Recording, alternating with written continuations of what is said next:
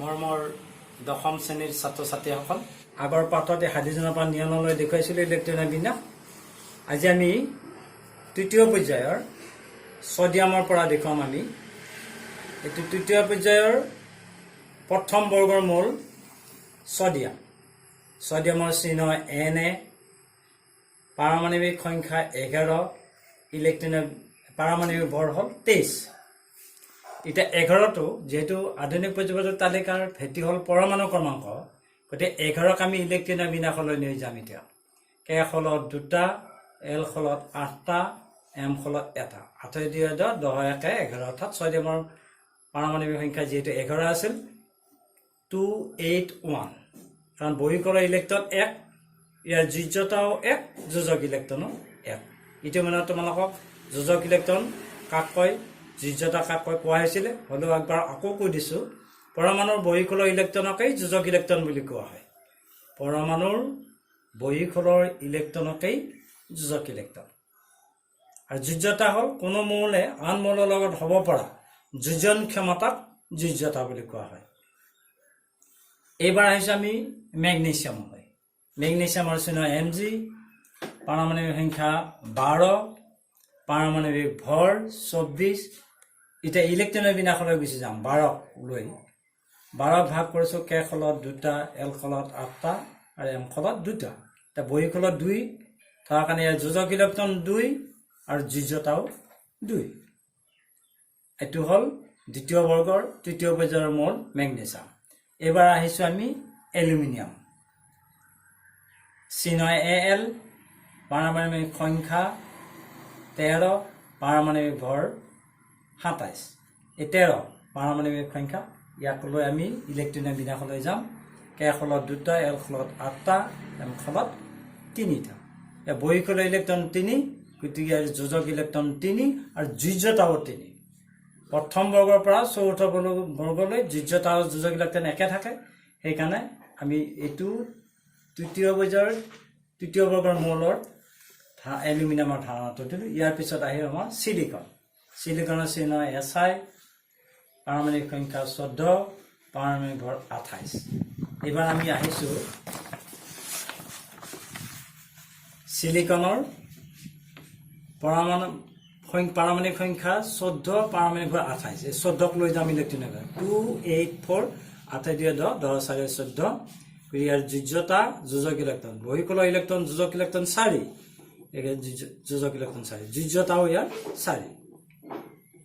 ইয়াৰ পিছত আহিল phosphorus. Phosphorus হ'ল চিহ্ন P, পাৰমাণৱিক সংখ্যা 15, পাৰমাণৱিক ভৰ 31। 15ক ইলেক্ট্ৰনৰ বিন্যাসলৈ লৈ যাম। 285, K খলত 2টা, L খলত 8টা, M খলত 5টা, গতিকে ইয়াৰ যোজক ইলেক্ট্ৰন কিন্তু 5। এতিয়া এই পঞ্চম বৰ্গৰ পৰা আমি অকণমান সাৱধান হ'ব লাগিব। মই কৈছোঁ প্ৰথম বৰ্গৰ পৰা চতুৰ্থ বৰ্গলৈ যোজ্যতা যোজক ইলেক্ট্ৰন একে থাকে, 1 1 2 2 3 3 4 4। 4 পিছত যেতিয়া বহিঃকোষৰ ইলেক্ট্ৰন 5 হ'ব, তেতিয়া আমি যোজক ইলেক্ট্ৰন 5, কিন্তু যোজ্যতা উলিয়াবলৈ সূচক সংখ্যা 8ৰ পৰা বহিঃকোষৰ ইলেক্ট্ৰন 5টো বিগ দিম। ইয়াত তোমালোকক দেখুৱাই থৈ দিয়া আছে। 8ৰ পৰা 5 গেলি 3, গতিকে ইয়াৰ যোজ্যতা হ'ব 3। এইবাৰ আহিছোঁ আমি ছালফাৰলৈ। ছালফাৰৰ চিহ্ন S, পাৰমাণৱিক সংখ্যা 16, পাৰমাণৱিক ভৰ 32। 16ক লৈ গৈছোঁ আমি ইলেক্ট্ৰনৰ বিন্যাসলৈ। 286, 8 2 10 10 6 16। ইয়াৰ পাৰমাণৱিক সংখ্যা 16 হ'ল, বহিঃকোষৰ ইলেক্ট্ৰন কিন্তু 6, গতিকে ইয়াৰ যোজক ইলেক্ট্ৰন 6। যোজ্যতা হ'ব ইয়াৰ বহিঃকোষৰ ইলেক্ট্ৰন, সুস্থিৰ সংখ্যা 8ৰ পৰা বহিঃকোষৰ ইলেক্ট্ৰন 6টো বিগ দিম। 8 বিয়োগ 6, 8ৰ পৰা 6 গেলি 2, গতিকে ইয়াৰ যোজ্যতা হ'ব ছালফাৰৰ 2। ইয়াৰ পিছত আহিছোঁ আমি ক্লৰিনলৈ। ক্লৰিনৰ চিহ্ন Cl, পাৰমাণৱিক সংখ্যা 17, পাৰমাণৱিক ভৰ 35.5। ইয়াৰ 35.5 কেনেকৈ হ'ল, তোমালোক নৱমমান শ্ৰেণীতে এই কথাখিনি পাইছা। এইটো তোমালোকৰ নৱমমান শ্ৰেণীৰ বিজ্ঞানত ধুনীয়াকৈ দি থোৱা আছে, বুজি চাবা হওক। এতিয়া পাৰমাণৱিক সংখ্যা 17ক লৈ যাম আমি ইলেক্ট্ৰনৰ 287, 8 2 10 10 8 17, গতিকে যোজক ইলেক্ট্ৰন 7। এতিয়া যোজ্যতা কি হ'ব, যোজক ইলেক্ট্ৰন 7 হ'ল, যোজ্যতা সুস্থিৰ সংখ্যা 8ৰ পৰা 7 বিগ দিলেই আমি পাম 1। ইয়াত দেখুৱাই থৈ দিছে 8 বিয়োগ 7, 8ৰ পৰা 7 গেলি 1 ইয়াৰ যোজ্যতা 1 অৰ্থাৎ ক্লোৰিনৰ যোজ্যতা 1 এবাৰ তৃতীয় পৰ্যায়ৰ 18 বৰ্গৰ মল আৰ্গন AR 18 নম্বৰ পাৰমাণবিক সংখ্যা ফৰ 40 18ক ইলেক্ট্ৰনে বিন্যাসত নিম 288 যোজক ইলেক্ট্ৰন 8 যোজ্যতা কি হ'ব পুষ্টিয়নিকা 8ৰ পৰা 8 বিগ দিলে 0 পাম ইয়াত আমি দেখাইছো 8ৰ পৰা 8 বিগ কৰিলে 0 ইয়াৰ যোজ্যতা নাটা আৰ্গনৰ যোজ্যতা 0 যেনেকৈ আগত আমি নিয়নৰো পাইছিলো 0 হিলিয়ামৰো পাইছিলো 0 নিয়নৰ 0 আৰ্গনৰ 0 এইকেইটা 18 বৰ্গৰ মল 0 হলে আমি গম পামে সেইকেইটা 18 বৰ্গৰ মল এইকেইটা হল দ্বিতীয় পৰ্যায়ৰ ইলেক্ট্ৰনীয় বিন্যাস এইবাৰ আমি আকৌ চতুৰ্থ পৰ্যায়ৰ মলকেইটা চতুৰ্থ পৰ্যায়ত মল আমি 18টা আছে আগতে আমি কৈছিলো প্ৰথম পৰ্যায়ত দুটা মল হাইড্ৰোজেন হিলিয়াম দ্বিতীয় পৰ্যায়ত 8টা এইকেইটা আমি ইলেক্ট্ৰনীয় বিন্যাসত দেখুৱালো এবাৰ আমি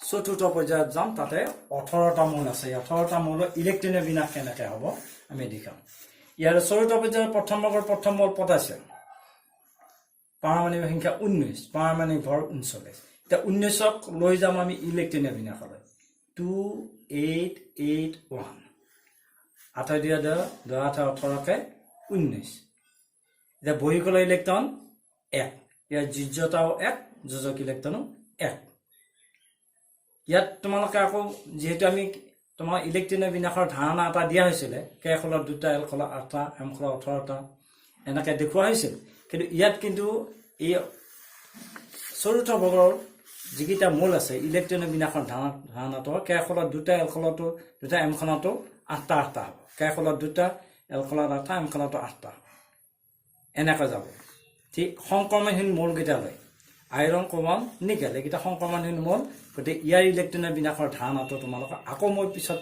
প্ৰয়োজনত বুজাম চাই যাবা পটাছিয়াম গ'ল পটাছিয়ামৰ যোজ্যতাও 1 যোজক ইলেক্ট্ৰন 1 প্ৰথম বৰ্গৰ প্ৰথম পৰ্যায় এবাৰ আহিল চতুৰ্থ বৰ্গৰ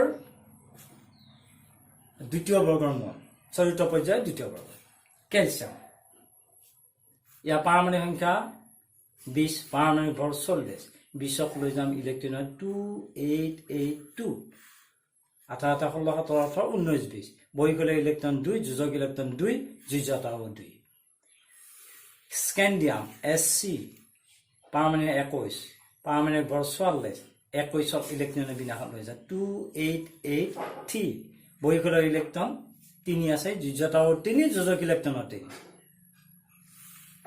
টাইটেনিয়াম TI 22 নম্বৰ পাৰমাণবিক সংখ্যা 22 পাৰমাণবিক ভৰ 47 ইয়াত দশমিকটো আছে আমি দশমিকৰখিনি কোৱা নাই 0.5তকৈ বেছি হোৱাখিনি এক এক বঢ়াই থৈ দিছো গতিকে ইয়াৰ পাৰমাণবিক 47 এতিয়া আমি পাৰমাণবিক 22ক লৈ যাম ইলেক্ট্ৰনীয় বিন্যাসত 2884 8 দিয়া 10 18 19 20 21 22 বহিকোলৰ ইলেক্ট্ৰন আছে 4 যোজ্যতাও 4 যোজক ইলেক্ট্ৰনো 4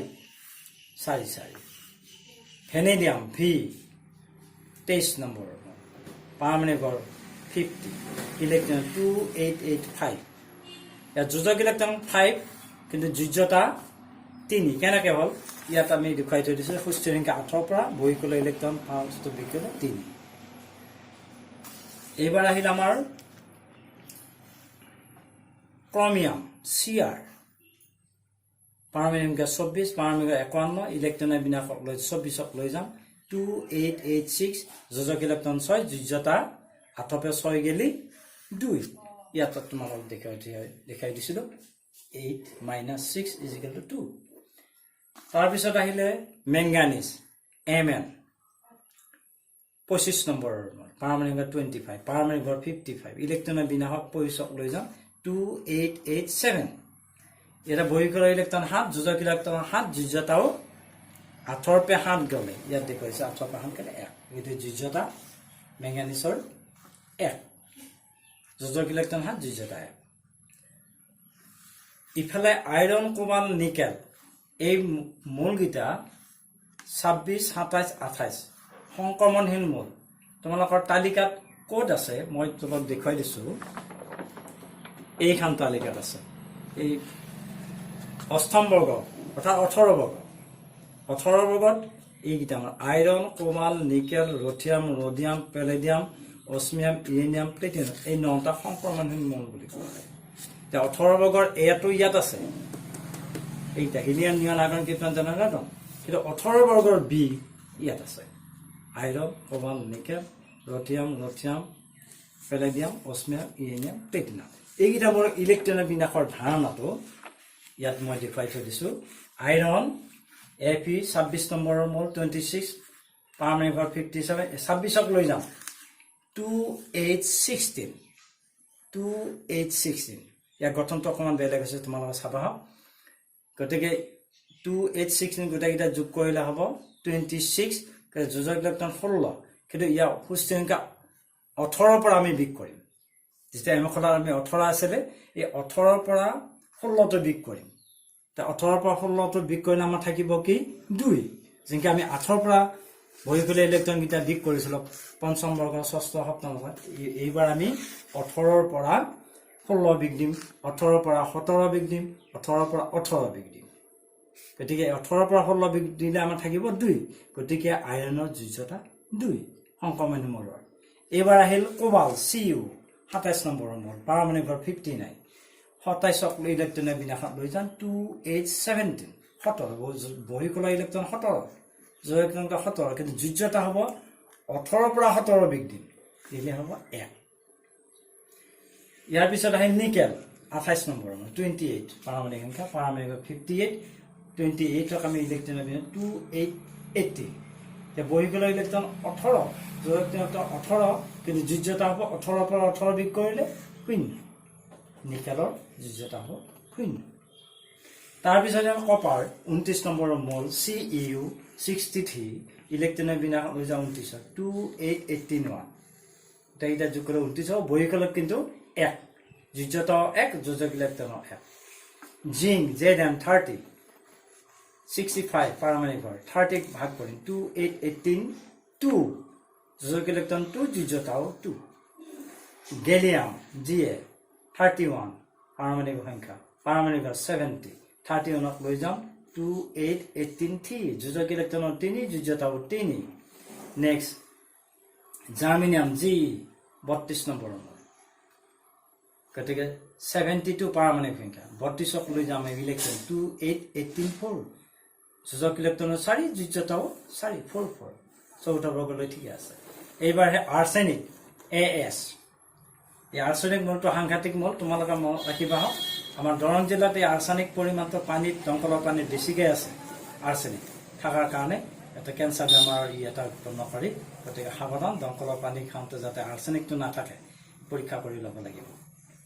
আৰ্ছেনিক As 33 নম্বৰ, পাৰমাণৱিক ভৰ 75, 33ৰ ইলেক্ট্ৰন 2H18, 5, বহিকলীয়া ইলেক্ট্ৰন 5, যোজক ইলেক্ট্ৰন 5, যোজ্যতা হ'ব কি 8ৰ পৰা কিন্তু আকৌ 5 বিয়োগ কৰিব লাগিব। ইয়াত এই সংক্ৰমণ আছে 18ৰ পৰা, কিন্তু বাকীকেইটা আকৌ এই সংক্ৰমণ 3টা পালোঁ। তাৰপিছত ইয়াত 8ৰ পৰা 5 বিয়োগ কৰিলে হ'ব 3, যোজ্যতা 3, আৰ্ছেনিক। চেলেনিয়াম 34, 79 পাৰমাণৱিক ভৰ 34 ইলেক্ট্ৰনৰ বিন্যাস 2H18, 6, যোজক ইলেক্ট্ৰন 6, যোজ্যতা 8ৰ পৰা 6 গেলি 2, এইটো 2। ব্ৰমিন Br 35 নম্বৰ, তৰল অধাতু, এইটো ব্ৰমিন তৰল অধাতু 80 নম্বৰৰ মল, পাৰমাণৱিক সংখ্যা 35, পাৰমাণৱিক ভৰ 80, 79.9, 80 কৰি দেখুৱাই থৈ দিয়া আছে। 35 ইলেক্ট্ৰনৰ বিন্যাসত 2H18, 7, বহিকলীয়া ইলেক্ট্ৰন 7, যোজক ইলেক্ট্ৰন 7, যোজ্যতা 8ৰ পৰা 7 গেলি 1। ক্ৰিপ্টন 18 বৰ্গৰ, ক্ৰিপ্টন 36 পাৰমাণৱিক সংখ্যা, পাৰমাণৱিক ভৰ 83, 36ক ইলেক্ট্ৰনৰ বিন্যাসলৈ লৈ যাম 2H18, 8, বহিকলীয়া ইলেক্ট্ৰন 8, যোজক ইলেক্ট্ৰন 8, যোজ্যতা হ'ব 8ৰ পৰা 8 গেলি 0। এইখিনি আমাৰ চতুৰ্থ বৰ্গত থকা 18টা মৌলৰ ইলেক্ট্ৰনৰ বিন্যাসৰ ধাৰণা। এইখিনি তোমালোকক আজি কোৱা হ'ল, ইয়াৰ পিছৰ পাঠত তোমালোকক আলোচনা কৰা হ'ব। আজিলৈ ইমানতে সমাপ্ত কৰিছোঁ, ধন্যবাদ।